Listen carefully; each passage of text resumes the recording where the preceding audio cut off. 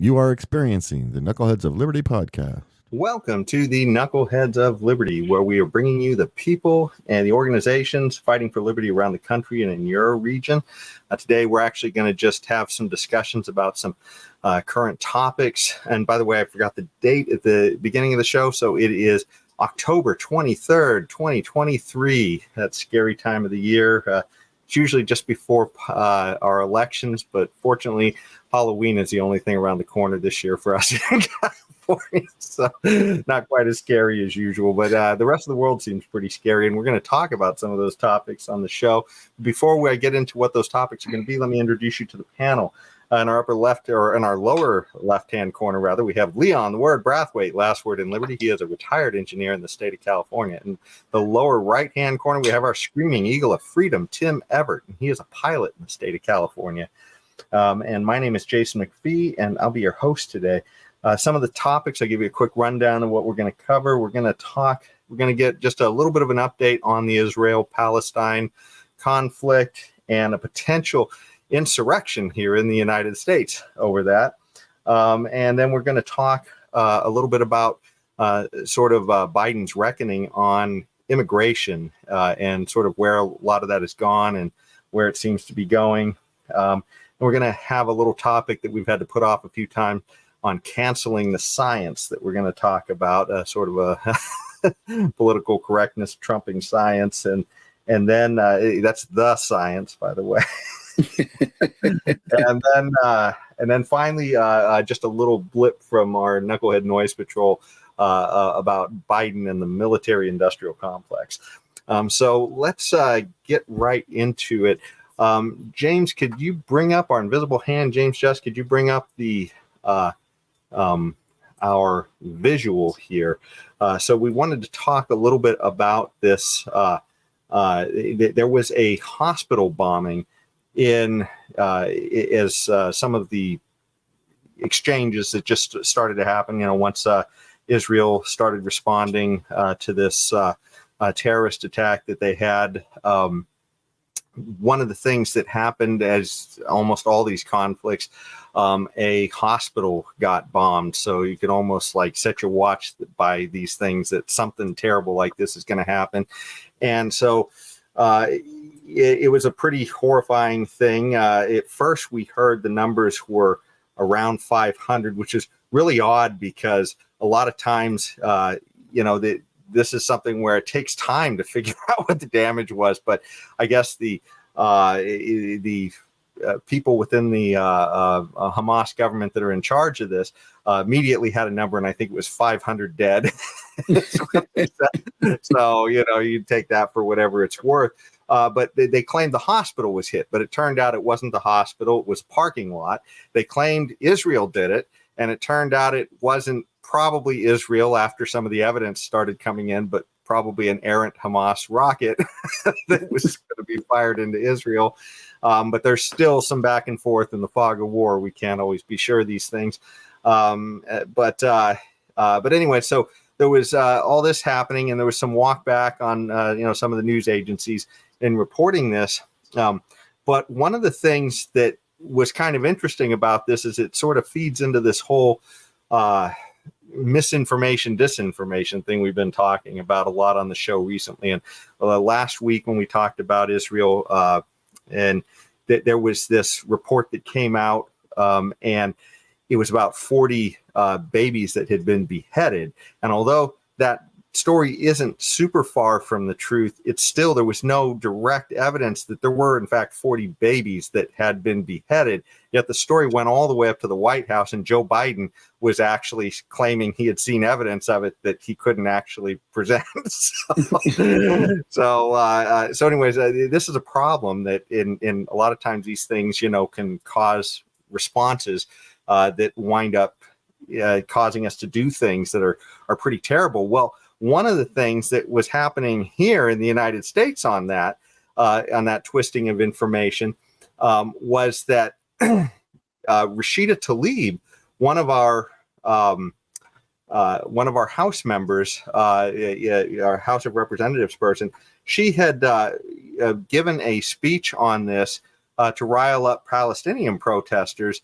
And this was after the information came out that this was likely not an Israeli attack, but an errant Hamas rocket that had hit this hospital's parking lot.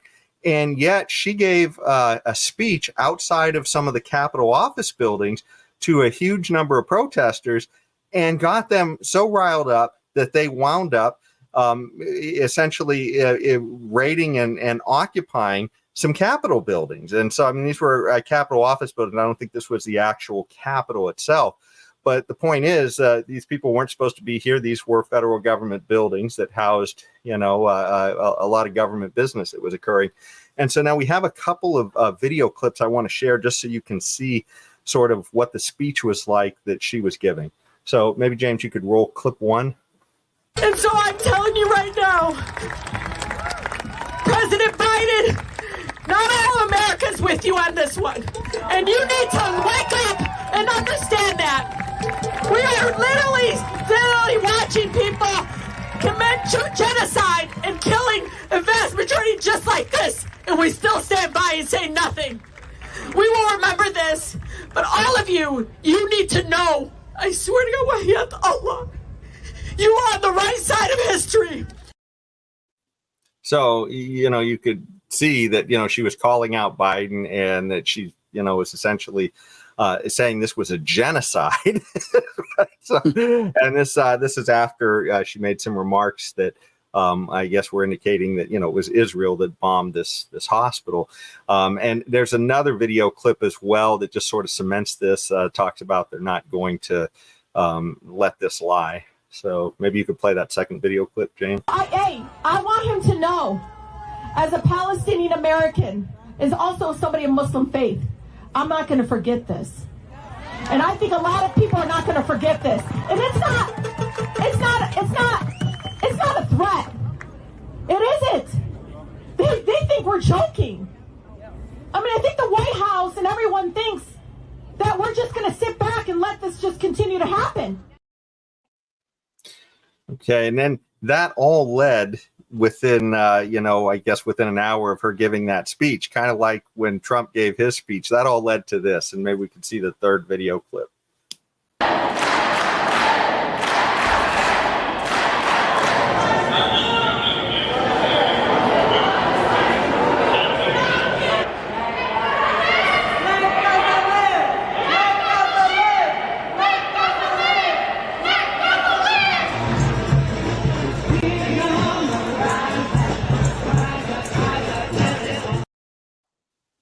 So anyways, that's what we had to show you on that. But what do you guys think of this? I mean, it seems to be kind of parallel to what we saw Trump doing. And in Trump's speech, he also told his protesters to be peaceful too. Mm-hmm. To me, I don't see how you can throw January 6th people in jail for, in some cases, decades, the people who led that. And certainly you'd have to say Rashida Tlaib is the one who organized and led this, and not wind up doing something similar with these people. I mean, I think these should both be considered as protests and maybe a slap on the wrist for breaking into these buildings. But I mean, the idea that one group is put away for years, if not decades, and having most of their civil liberties taken away under the name of an emergency. And anyways, what do you guys think about what political party is Rashid a part of? The critical question, Tim. Obviously, she's a Democrat. Oh, and it's not. Tim is not only the political party. Okay, I think she has the right skin color and the right faith also to allow this to happen. Go ahead, though. I'm sorry. Go ahead. No, no. That's it. That's it. We say, okay, she's a Democrat. She's rather dark, and she's from a disadvantaged race in America, the Muslim race. Apparently, correct. Am I correct? She's Muslim. Well, Muslim would be faith, not race. Muslim is not a race, though, but she's Muslim. Yes. Yeah. Yes. I'm sorry. Yes, you're correct. But she, whatever her racial and religious and skin color and party affiliation is the correct one for. Yeah. Oh, just to let you know, I think she's a native of Palestine too. Just so you know. So I mean, this is very personal for her. Yeah. Well, I don't know about being a native. She was born in the United States. Oh, okay. I thought she Her was actually a parents, native of Palestine. Maybe I'm parents wrong. her parents were born in Palestine, in what is called Okay. Palestine, but she Ah, was born here.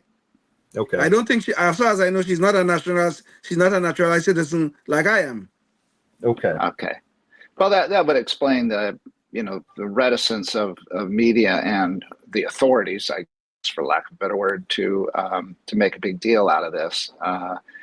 Not that she doesn't have certain points that she has the right to get it across, of course, but yeah, to see the disparity between the reaction to the January 6th stuff and then because I don't call it an insurrection because it was not armed and it wasn't an insurrection to me, but and nor is this. This is just demonstrating and then trespassing, demonstrations and trespassing. It's far from an insurrection. So so there you go. That's all I can say is that she's not getting in trouble because she has all the correct, her I's are dotted and her T's are crossed. Yes. Oh, and Leon, before you get going, I just wanted to jump in with a piece of information. I just confirmed, I fact checked what you said, and you were correct, and I was wrong. She was born in Detroit, so proud citizen of Detroit. Well, good, thank you. But we cannot ignore the horrible double standards here that are ongoing. So who I'm wondering when Rashida said we will not sit by and allow this to happen, which is those may not be her exact words, but it was something like it. Who was she directing that at? And when those people stormed the Capitol and took over the building, were those people going by her very words, which is that we are not going to sit by and allow these things to happen? So if the media was going to call January 6th this horrible insurrection led by Donald Trump, though Donald Trump told his supporters, we will peacefully go down to the Capitol and let our voices be heard. That's all he said, as far as we know. And here's Rashida telling them we are not going to sit by and allow this to continue. Why are we calling January 6th this horrible insurrection? People are being persecuted, placed in jail. Some people are still awaiting trial in prison, are still waiting trial. And why are we going to look at this? Well, it wasn't as big a deal. Why? You see, but this is the kind of problems we are having in our society. This selective persecution, the tolerance of lawlessness, we are allowing these things to continue, and we are on a dangerous path to nowhere. We are destroying our constitutional republic in the name of political correctness, in the name of social justice. This is a real problem. It really is. Yeah. It's almost like they were targeting Trump and his supporters for this kind of activity. And so only them that can't do it without getting in trouble. I don't support what happened on January 6th. I don't support it at all. Okay, I mean, it was right.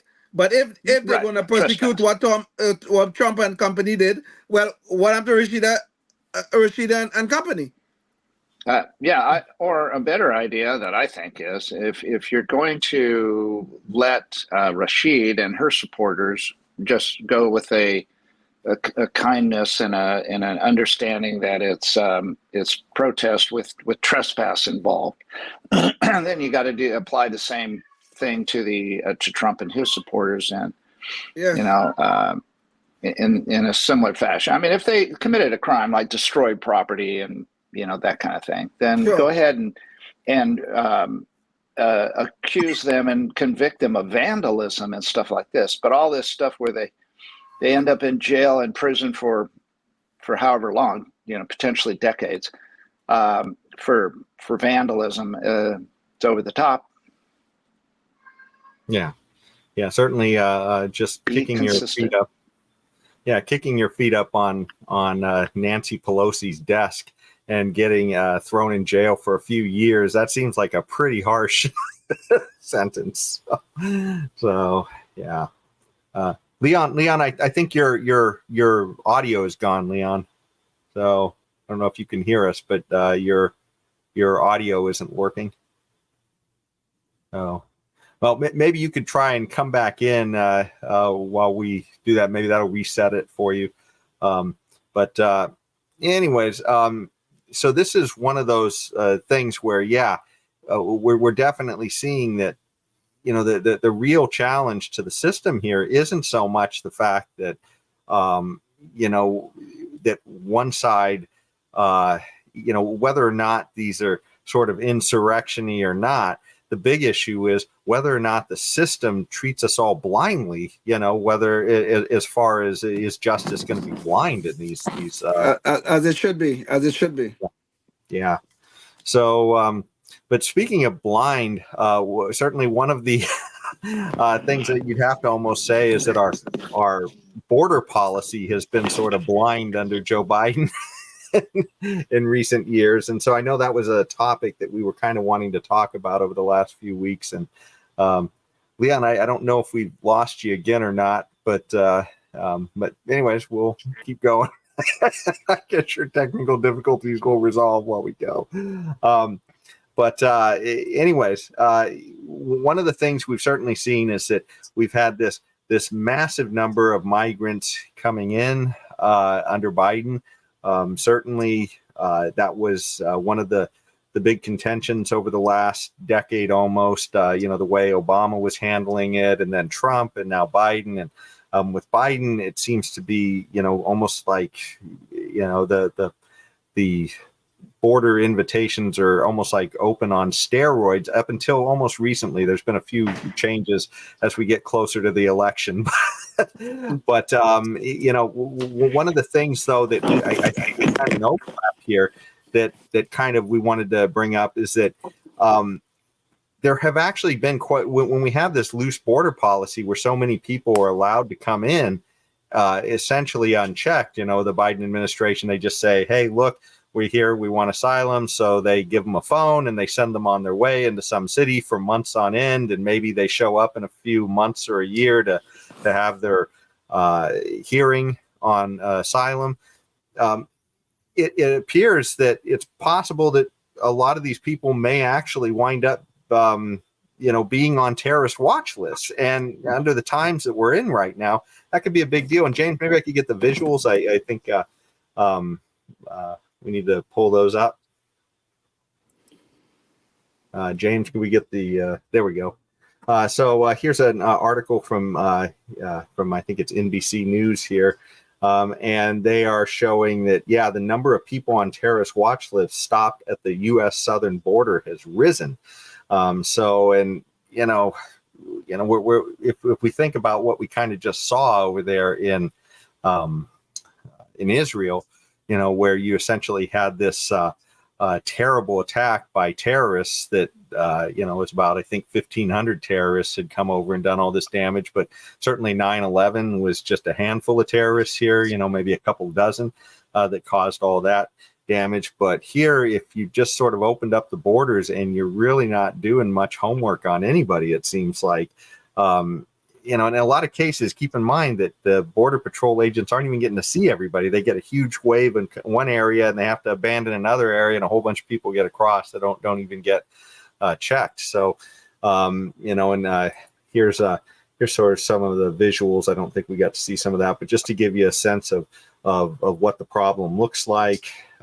This is the Los Angeles Times, just showing kind of the numbers we're dealing with. And of course, it's having huge burdens on some of our cities. And I guess we can, let's pull this up to, I guess before we get into that, let's talk about the terrorist issue first on this. What do you guys think about that? Is this something that is a serious issue with what's going on right now and the fact that so many people are getting through that may have been on watch lists and other things like that? Of course, it is a serious issue. I mean, we don't know who these people are. I mean, no matter what system we have in place in terms of immigration, migration, whatever you want to call it, it's never going to be perfect. We know there's no such thing. But we will have to do a damn better job of vetting people who enter in the United States. I mean, we have people, according to what we know right now, coming from almost 200 countries, different countries. And we have no clue who these people are. Now, the people, what NBC is reporting is the people that the Border Patrol was able to stop and identify. There are millions of people who what they call the getaways. I think it's about 1.5 million, if I'm not mistaken, since Biden has been president, who have gotten away, gotten into the country, and we have no clue who they are, and we have no clue where they are. So is this a serious problem? I would say this is a humongous problem. It is huge. Because we don't know who is entering our country. We have no clue who's entering our country. And we never know when the next terrorist attack will occur within the United States because the border is so widely open. This is a real problem. It is a real problem. And the Biden administration is allowing this to happen. And that's what they're doing. They're allowing this to happen because they're looking for votes down the road. They think, and that is their racist ideas here, okay? Because they think these people, well, they have the right skin color, so obviously they're going to vote for us. So we're going to prepare the population right now for this new group of people who will become Democratic voters. This is a horror beyond a horror, a horror beyond a horror that's about to happen here in the United States. And I hope to God we do something about this and do something about it quick, because we don't know who is entering our country. We don't.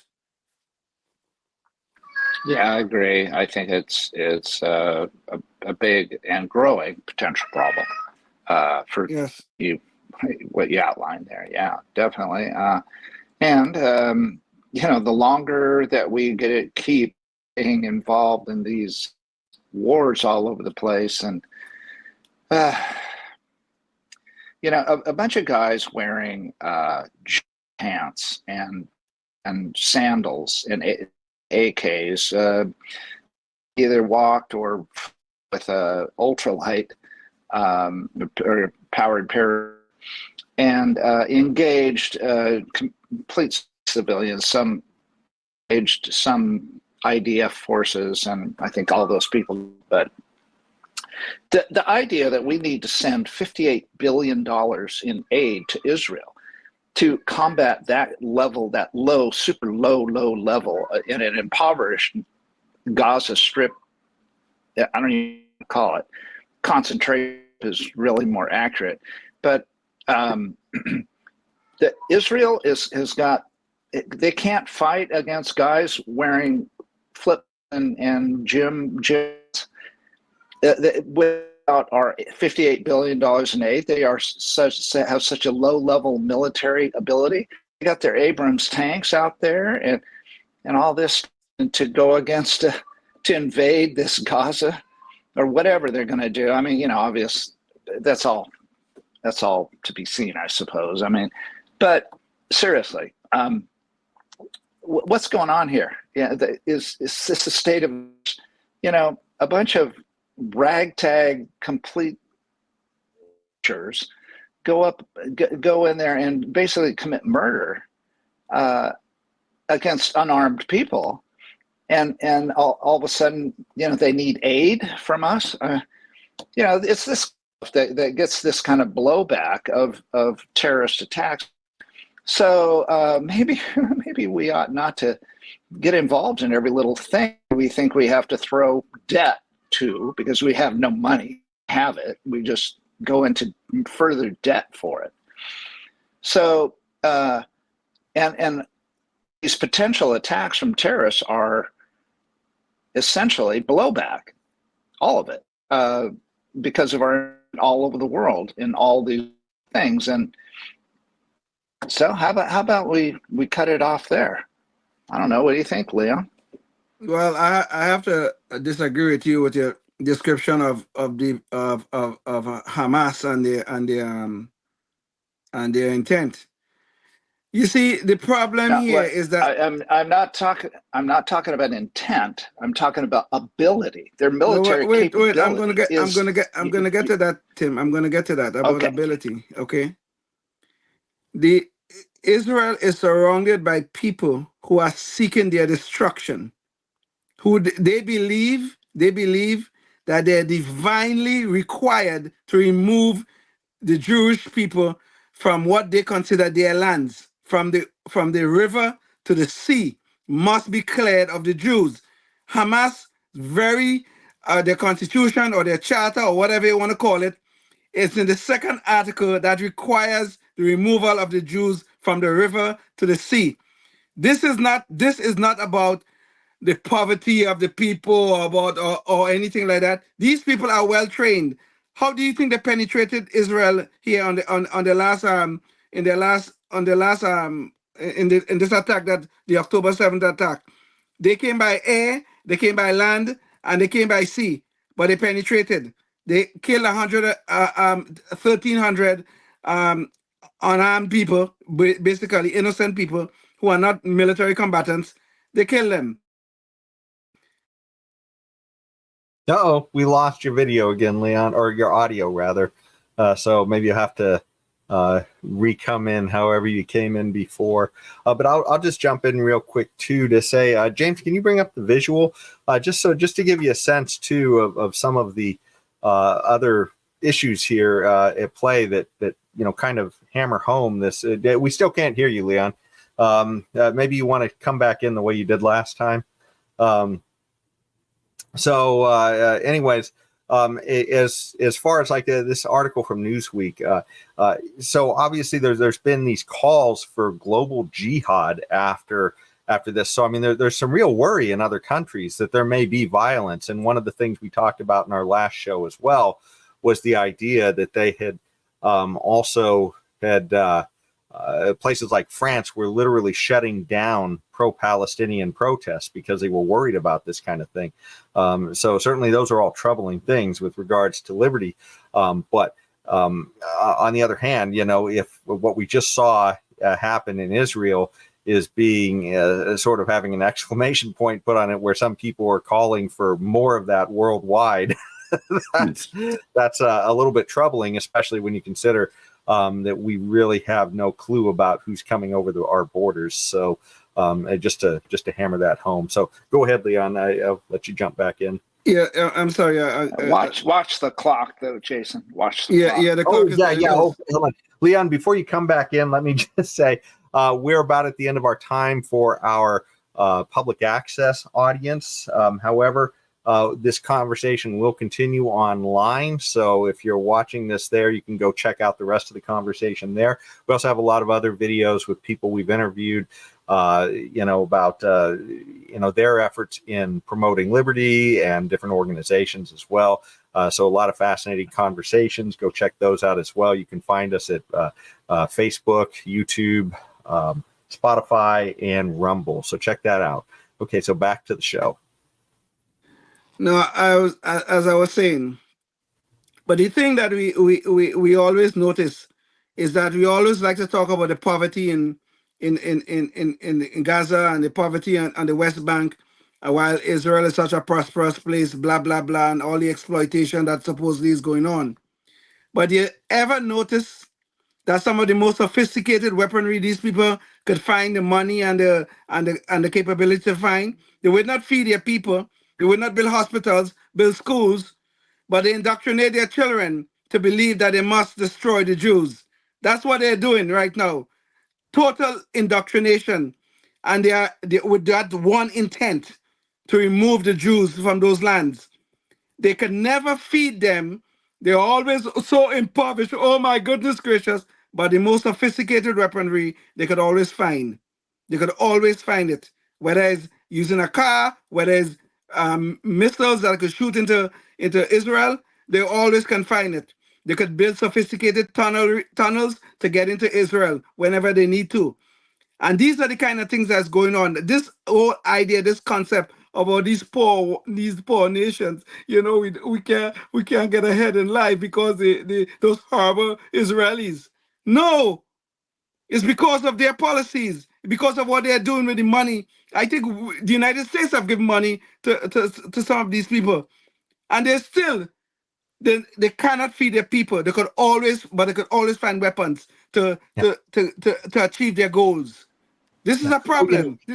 if your people are starving because you have a corrupt leader, it seems like the last thing you want to do to help those people is hand money to their corrupt leader. Well, yeah. I was hoping that Leon was not suggesting that the Palestinians in Gaza were funding it from their lucrative economy. No, they're not. So they're being given these things, okay? They're not being given whatever other humanitarian style things that they deserve to have, or maybe that they should work on themselves, but they're being given it, including money from Israel itself through Netanyahu, okay? Including that. Okay, so for political reasons, okay? So, I'm sorry, if we also give money to it, who knows where our money's going to? It goes everywhere, and it's so filled with corruption and lack of control that we don't really know and never will. But anyway, so we give money to Israel. Israel gives money to Gaza. Maybe we're through Israel giving money to Hamas, I should say, Hamas.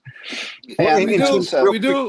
Hold on. Go ahead, yes. Hold on. Just you said something. I just wanted to make it clear to our audience what you were saying, because you mentioned Netanyahu giving money to Palestine, and essentially there's been a lot of allegations about recently from people like Scott Horton and others that, and I think they're backed up by evidence too, but that essentially Netanyahu was part of a political strategy, was propping up Hamas to be a foil against, I guess, the Palestinian Authority there, because he felt like that would be in the long-term interest of Israel if they had such a terrible leadership that the rest of the world couldn't stomach it. And I guess he's finding out maybe that wasn't so good. So. Yeah, okay. Judging on Netanyahu's 2019 speech to his cabinet, his speech, his reason is so that they don't have that Israel is compelled to meet them in the negotiating table with serious intent, because of course, their leadership that propped up by Israel is so horrible that, how can you even do diplomacy with people like that? That was the whole strategy behind the whole thing, which is why Hamas was propped up by Israel. So I'm going by Netanyahu's own words in 2019. So there you go. So the whole thing is such a total, complete cluster that, honestly, I get to the point where I just don't care anymore. Everybody's, it's like Israel is certainly no pure as the wind-driven snow entity that hasn't done anything to these people in a concentration camp with zero freedoms. So I don't care what happens, honestly. If I just get, although I truly believe that there's a potential for peace. It won't be that they're not going to be having barbecues over at each other's house on the weekends, but they will at least stop throwing rockets at each other, and it has to be changed. You got to get rid of the Hamas has got to go, and Netanyahu's his ultra conservative entity has to go. His administration has to go, and you got to get people with the ability to sit down and talk, which is equally could be said for China, Taiwan, and Ukraine and Russia. It could be equally said about all that stuff. And of course, the United States doesn't take a leadership role in diplomacy. It's quite the opposite. They just say, forget it. So, if I get a little frustrated and cynical, I'm sorry. There's no diplomacy in the world today. That's the issue. Well, Tim, I could see your frustration, and it's probably understandable, but I can't equate. I will not equate Netanyahu's political rise in Israel to that of Hamas's, because Netanyahu was elected. Now Hamas was elected, but they haven't in 2007, but they haven't had an election since then, and I don't think they have any plan anytime in the near future. the Palestinian Authority, who's in the West Bank, they're controlled by Fatah, who is another organization. Probably they don't have some of the terrorist activities as Hamas does. They also came to power, and they not elected. Fatah and Hamas actually fought a bloody a little civil war, shall we say, for control of the Gaza Strip in the 2005 2006, somewhere around that time, just after Israel left. So the whole point about all of this is, though, I do not want to equate a functioning democracy. We may not like some of the leaders that come out of their elections. I do not want to equate a functioning democracy with that of the rulership of Hamas of the Gaza Strip or the Palestinian Authority in the West Bank. I mean, in Bill Clinton, one of the only things that I have to give Bill Clinton some credit for, or at least his administration, during Bill Clinton's time, they negotiated a deal where the Palestinians will get 87% of what they were demanding. 87% in terms of the lands and all that kind of stuff and things like that. But Yasser Arafat, who was then head of the Palestinian Liberation Organization, refused that deal. So I know there's a lot of dirty dealing going on right now. I'm sure Netanyahu's hands are not clean in all of this stuff. But the fact of the matter is, the Palestinian, the other side, if they are seeking the annihilation of the other, there cannot be a peace. If they are seeking the annihilation of the Jewish people, there can never be peace. And there's no negotiation here, because that is in Hamas's charter and in the charter of other organizations in the Middle East, that they, from the river to the sea, they must clear the Jewish people of those lands. And it's not going to happen. They are not going to leave. They have to kill every one of them, I would imagine, before that happens.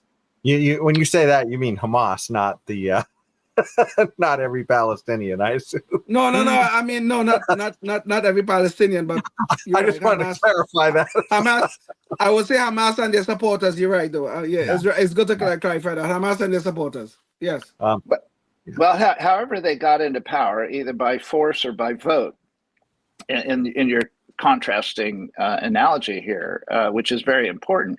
That well, I don't know how important it is how they got there actually, but the point is you got to get rid of them.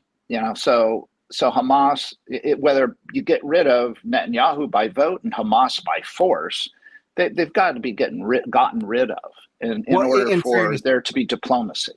Yeah, but Tim, I have one little problem with that. Okay, is that yes, I would agree that a change of leadership could probably produce positive results. But the problem is, and the fundamental problem is, those articles in Hamas's charter and in other terrorist organizations in the Middle East clearly states they want to destroy Israel as a country and remove the Jewish people from the river to the sea. If that mentality does not change, nothing changes, regardless of if you change your leadership.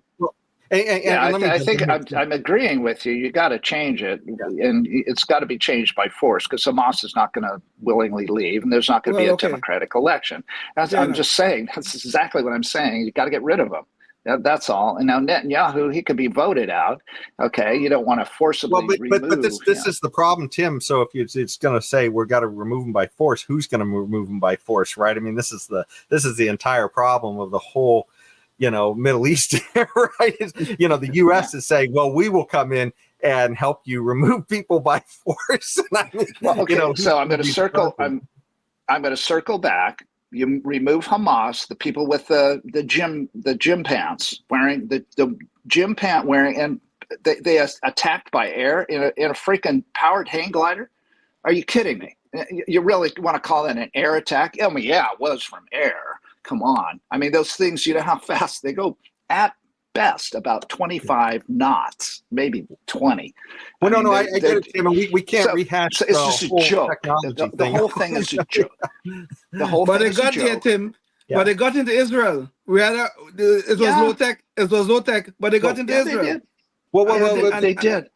And that may draw into suspect Israel's ability to their intelligence ability to not know about an impending thing with thousands of people. All right, that's who dropped the ball on that one. Okay, that still hasn't been worked out, figured out.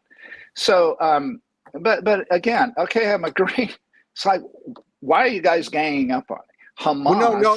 needs My issue, Tim, needs is to you're be saying removed, and Israel does not need $1 from the United States, not to mention 58 billion.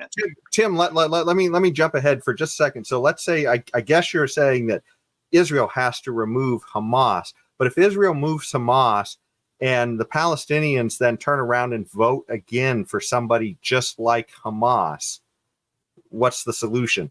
I mean, this is kind of, because remember, they did elect them, and we had people like Jimmy Carter over there saying that this was a free and fair election. So, I mean, at what point, do we second guess people who are saying that this is what they believe? It's a tough situation no matter what. But I mean, just saying somehow somebody's got to use force. I mean, that's the whole problem. Everybody wants to use force. Right? True. Yeah. So again, Hamas was supported by Israel and others to get propped up. They put money in that so that they would have, so in Netanyahu's world, so that they could control the flame, the size of the flame. Well, they found out, oh gosh, we can't actually control the size of the flame, because eventually Hamas is going to come over here and kill 1,000 of our people, or however many were killed, 1,300, whatever.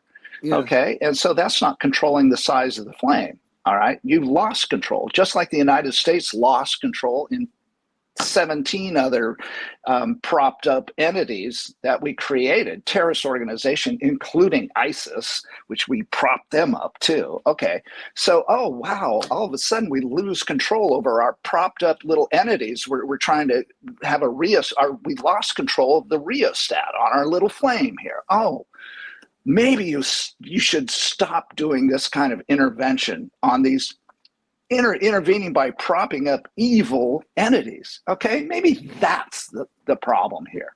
I don't know, but it's not something that the three of us do to prop these people up and to create this complete cluster of an international situation.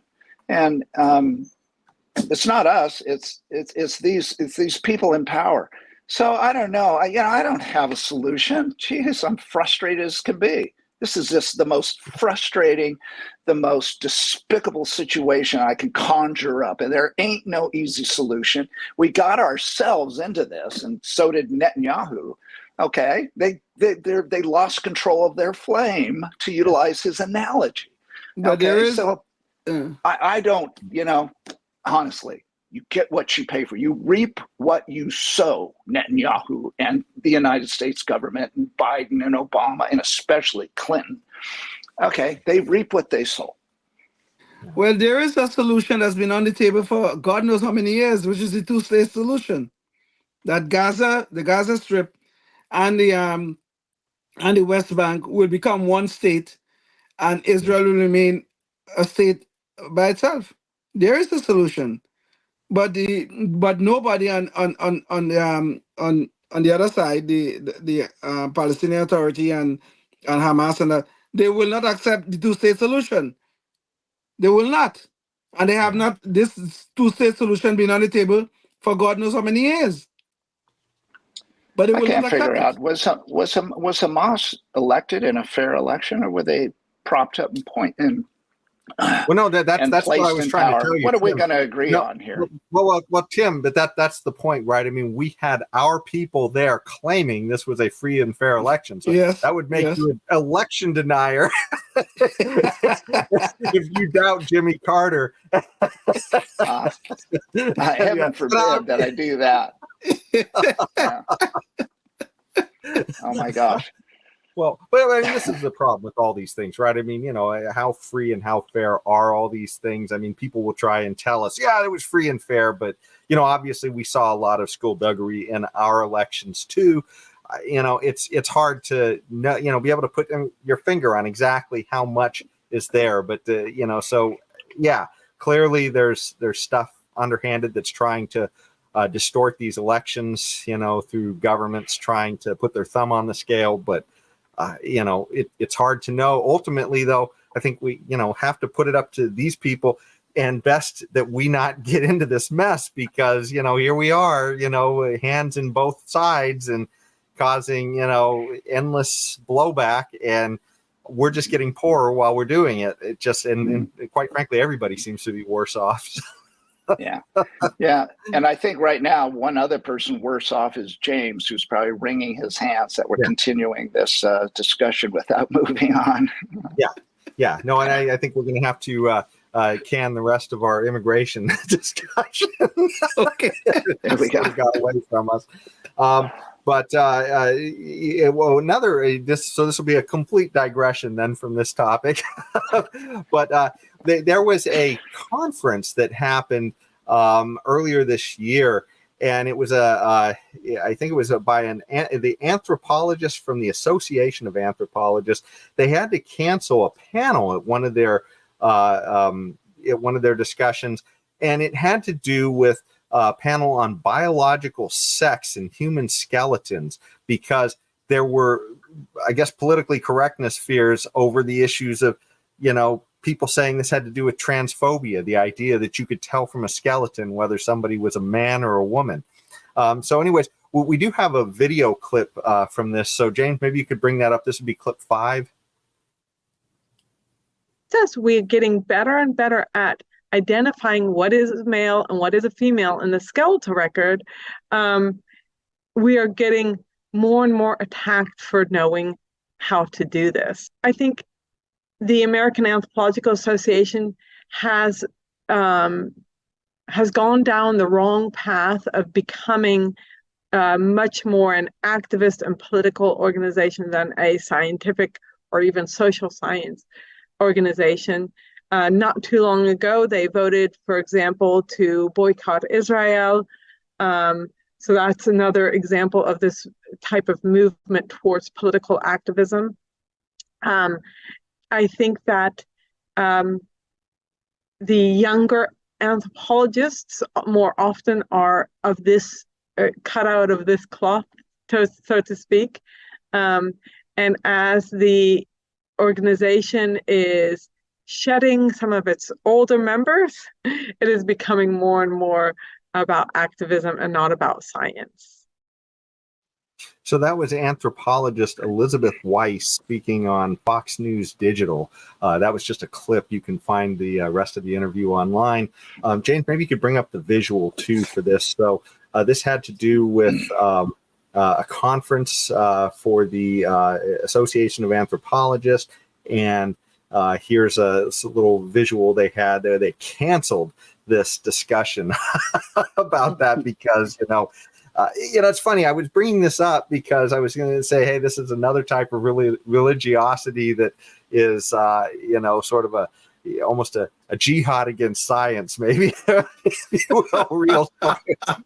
And the funny, crazy thing is if you listen to her interview, the same people who were trying to cancel this were also protesting Israel. So I guess we changed away from this stuff. What do you guys think about that? I mean, this is insane, right? The idea that you got these people who are in government, people, like we've seen similar folks in the Biden administration and others, and they seem to be just kind of wild-eyed, can't identify what a woman is. Even if they're called a woman and they're put in office because they're a woman, they still can't tell you what it is. What a woman is, yes. Anyways, what do you guys think about this? I know we are laughing about this, and it's kind of funny, but the unfortunate thing that is going on is that a lot of science is now being infected with this woke ideology. That guy Matt Walsh did this whole documentary, and it was actually entitled "What is a Woman?" All of a sudden, after thousands of years of human history, we can't tell what a woman is. Now people are telling us a woman is anyone who identifies as a woman. It has nothing to do with your XY chromosome or your XX chromosome. It have nothing to do with that. It all have to do with what you think in your head. Okay? Your genitals don't matter. Whether you have a vagina or a penis, that doesn't really matter. It's what you think in your head.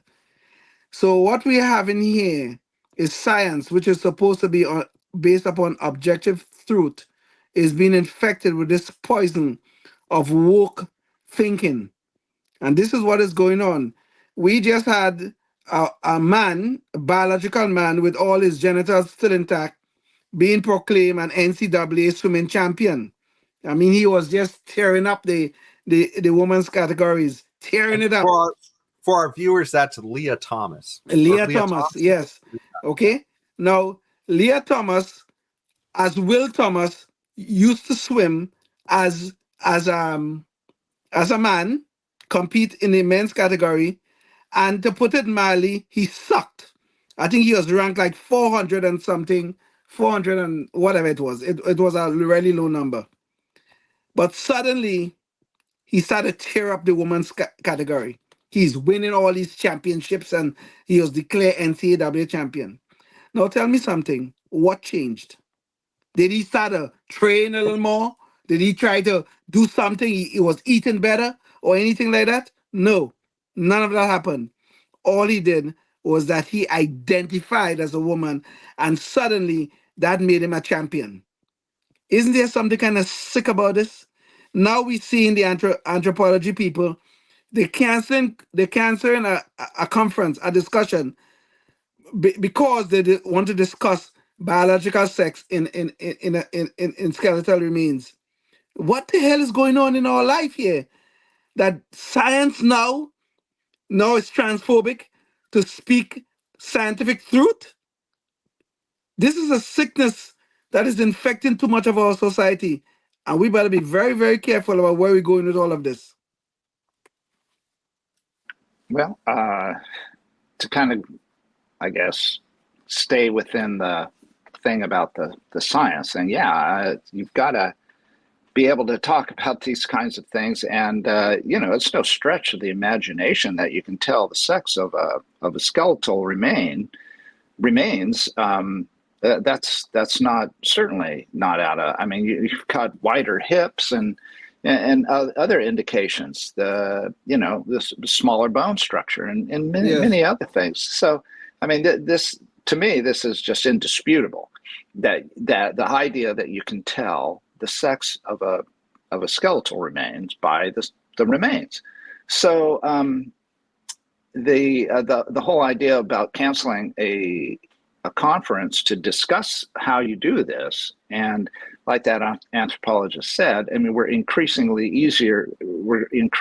coming up with new ways of being able to tell the sex of a skeletal remains. Yes. So to not talk about it is ridiculous. I think the two things can live hand in hand.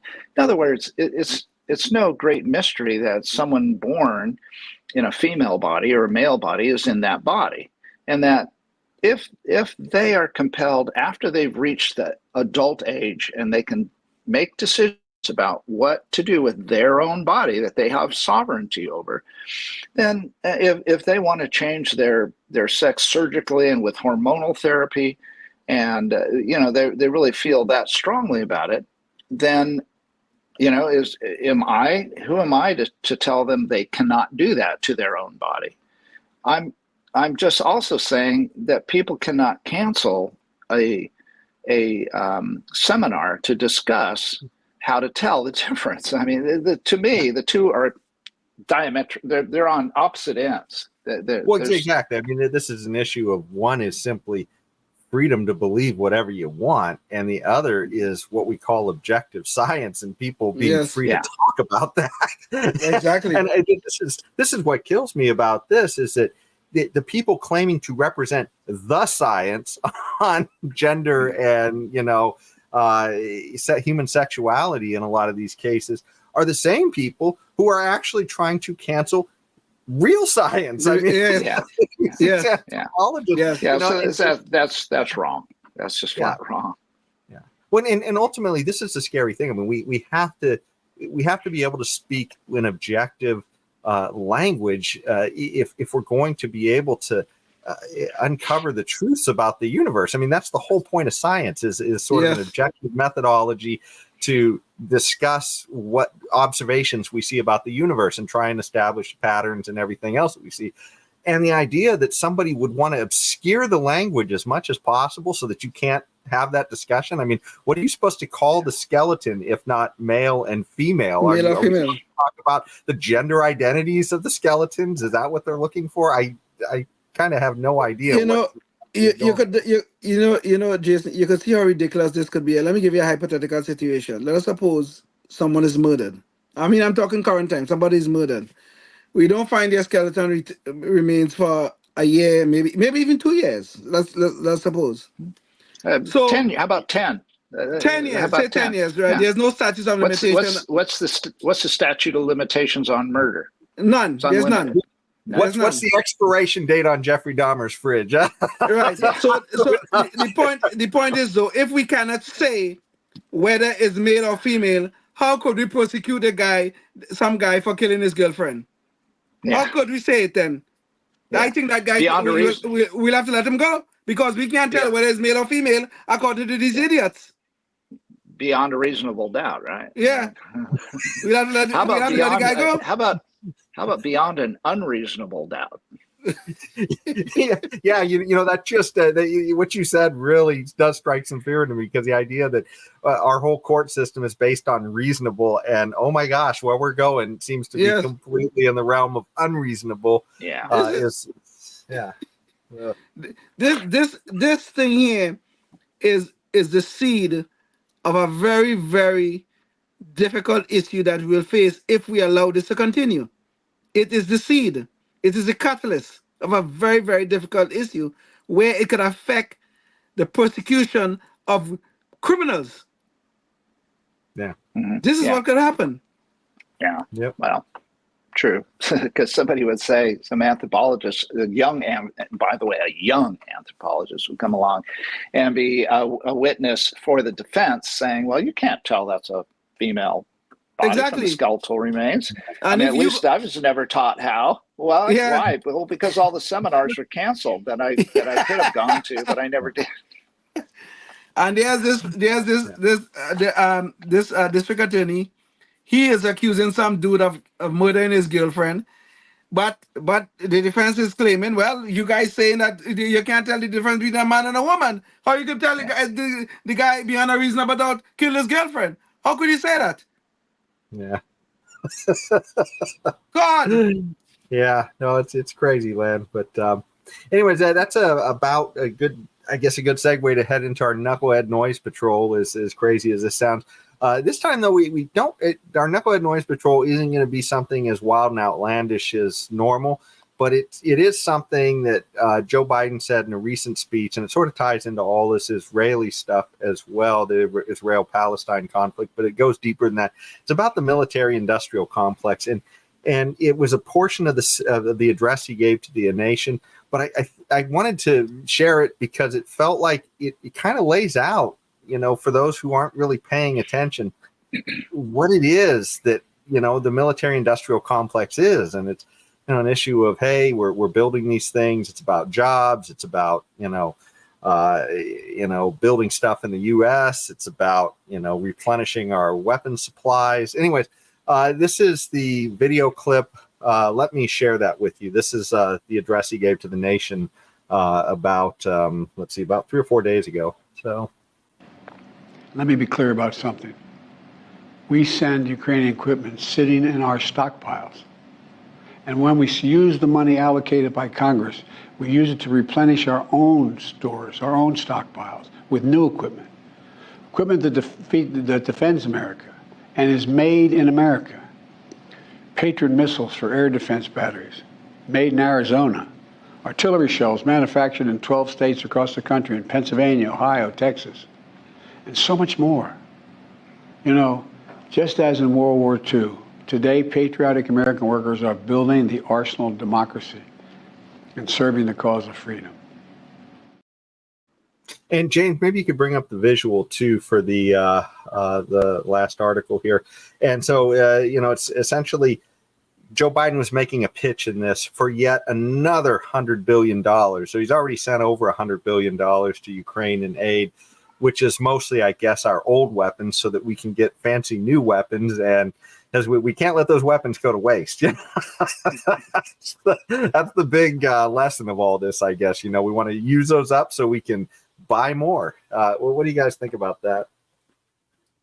Honestly, quite frankly, I'm not sure what was Biden's point in that in the clip, because whether it is whether we send them cash or indirect aid, or we send them military military aid from our own stockpiles, we're still sending the aid. I mean, we could have a big discussion about whether it's moral or not. That's a different discussion. But we are still sending the aid. It's still taxpayers' money we are using either to build the stockpile, or taxpayers' money we're using to send to Ukraine. I don't even understand what is this distinction without a difference he's trying to make. I really don't understand. I mean, to me, it's nonsensical, quite frankly. Well, to me, he's saying essentially, let me, if I can figure it out, which is not an easy task, is that he's saying all our weapons that we have in stockpile are getting old, and so we need to replenish them. So instead of just scrapping them, sending them back to the manufacturer, maybe you can rebuild this thing for a lot cheaper. But since we want to have new updated weapons, instead of that, let's give them to other countries like Ukraine, and then we'll get them out of our stockpile of these old, obsolete, dilapidated, I don't know, whatever they are, weapons. Probably not. They're probably quite new still, and they probably have how long is the service life on these weapons? President Biden, how long? What's the normal thing? What's the rotation? All inventory, not all inventory, but a lot of inventory has to be rotated. Okay, so he's saying instead of rotating this inventory between the manufacturer and the Pentagon, let's just give them to Ukraine, and then we'll replenish them here in the United States with American-made weapons that are brand new. And now we have our arsenal to protect our freedom. We'll have it all back into the latest and the greatest. And so I think that's what he's saying. Well, there's a stench of immorality in this, Tim. Then, if that is what Joe Biden is saying, I'm not trying to say that you're immoral. I'm just saying, based upon your interpretation of Joe Biden's words, I think there's a stench of immorality here. And now, whichever side you fall on, you fall in terms of whether we should be supporting Ukraine or not, is not the issue here. Okay. The point is, though, if we have decided as a government or as a people or whatever it is that we are going to support Ukraine, we're going to support them to win a war, right? They are fighting for their survival, okay? We are going to support them. And if we are going to give them obsolete weapons or weapons that are not going to be a function as well as the new ones and all that kind of stuff and things like that, then we're not giving them weapons to win. We're giving them weapons to have a stalemate at best. That's what we're trying to do. So I mean, even if I accept your interpretation of Joe Biden, which now that I think about it, kind of makes sense. What your interpretation makes sense, but then there's a stench of immorality in our support of Ukraine. Why? Well, that assumes that the weaponry that we're giving them is not in good working order. But it's not as good as probably could be had then. Well, possibly not. That could be that the newer models coming off the assembly line are slightly better, but that doesn't mean that the old models don't work. I mean, I fly a lot of old equipment in my airplane, and it still works fine. It does exactly what it's designed to do, but it's not the latest and greatest, but it works. It does the job. So what I'm saying is, I don't know what the life cycle of these weapons are, to where they go from being completely functional to being obsolete and non-functional. I don't know what that is, and he never even addressed that. I mean, it could be that we're giving them perfectly fine weapons, which begs the question: why are we continually replenishing perfectly fine weapons that still have a lifetime, maybe another 10, 15 years? Why are we going into debt to the military-industrial complex to replenish those? And I know there's an argument. Well, they've got to keep cycling those things in order to keep the ability to get better models every year that come out, just like our cars. You know, they need to keep that technology going, and what better way to do it than give it to some country like Ukraine? Then that way they can blast them off, and they get rid of them, and we get rid of them, and now we have all this brand new stuff, and the companies that make them in the military industrial complex employ people that are skilled at making them, because they're constantly cycling this new stuff through the factory.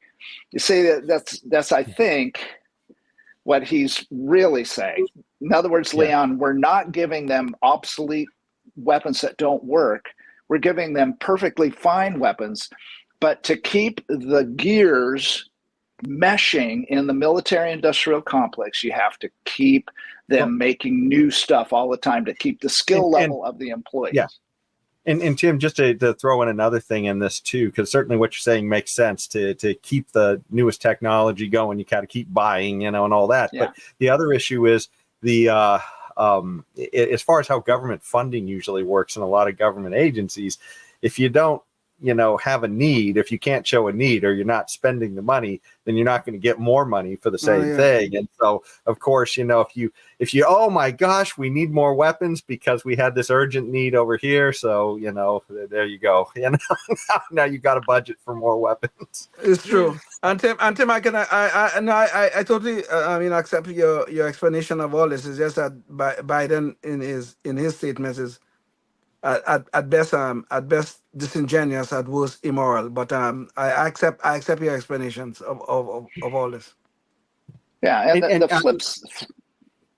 Oh, go ahead, Jason. Oh, sorry. I was just going to say that this shouldn't be limited to Biden either, because you could just as easily probably hear a Republican saying the exact same thing. It would just have to be Biden in this case. So it's a valid point. Valid point. Yeah, and the flip side of this whole thing is that we have the military industrial complex is a jobs program. That's exactly what it is. That's all it is.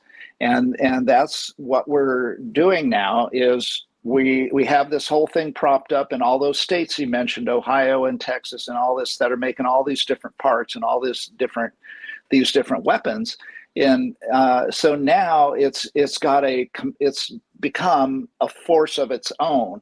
But the thing is, it's making things that are designed to destroy, and it is constantly getting us further and further into debt in order to keep this jobs program alive. And you could argue, I could take it two ways. When we got into World War II, we went from a very low-level military-industrial complex to we churned it up in a matter of months. The P-51 Mustang was designed, I can't remember exactly the time period, but it's super short, like 3 or 4 months. The P-51 Mustang, the best fighter of World War II, went from the drawing board to out there operational in just a matter of months.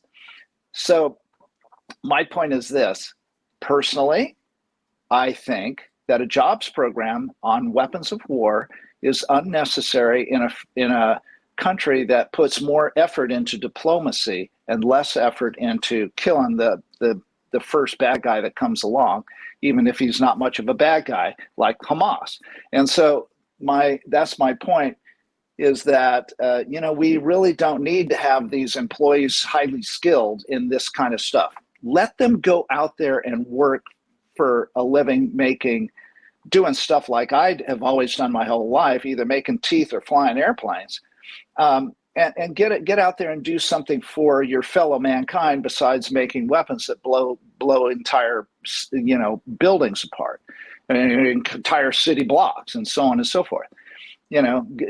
That's what I'm saying, so that we don't go further and further into this ridiculous debt, we put more emphasis on diplomacy. We go back to the Constitution, and we're here to repel invasions and to put down insurrections, quell insurrections, Yes. quell and repel, and that should be our basis for defense. Yep. And James, one last thing, maybe you could bring up this visual real quick here. This is this is the true threat, right? Of just playing this game with the military-industrial complex. Here we are, 33, heading on to $34 trillion in debt. According to the debt clock, that is about $100,000 per citizen. And if you're only looking at people who pay taxes, that's $260,000 that we each all would have to pay that off. So that's pretty scary stuff. It sounds like we've kind of already been overrun. Oh, we have. Yeah. Oh, yeah. Yeah. That's my cynicism. Yeah. We're too far. It's got a life of its own now, and it ain't never going to stop. Not ever until the dollar collapses, our currency collapses. The only way. It's the only way it's going to stop. We have to have a complete collapse of the economy and where we're all impoverished. Okay, so this is a direction we're headed. Let's continue, because no one's going to stop it ever. Yeah. And so as we're also out of money, we're also out of time on the show. And so I'd like to thank you all for joining us for another episode of Knuckleheads of Liberty. I encourage you to go check out online some of the other content we have. You can go to Facebook, Spotify, Rumble, and YouTube and look for Knuckleheads of Liberty at those places. And you'll find a lot of our past shows where we've interviewed a lot of interesting people talking about what they're doing to try to promote liberty. And until the next show, I hope you'll try and think about some of what you can do in your neighborhood or in your community to promote liberty, because we need it now more than ever. So again, thanks so much for joining us. Until next time, stay tuned and stay free. Yes, indeed. Life, liberty, and the pursuit of happiness, always and forever. Thank you for listening to the Knuckleheads of Liberty podcast. Find us on Facebook, Rumble, YouTube, your favorite podcast network, and at knuckleheadsofliberty.com.